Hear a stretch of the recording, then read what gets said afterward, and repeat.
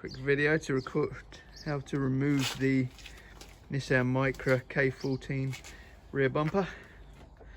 So as you can see, the bumper's already off, but to remove it we had to remove the rear lights with the bolt here.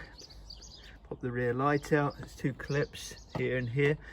Had to get there's another video online to getting this off, but you just put a towel cloth in here and use something to lever just at them points where the poppers are, and then the bolts you need to remove. So at the bottom there's just the clips. You see the clips here, along here, here, poppers at the bottom of the rear mudguard. There's a bolt here.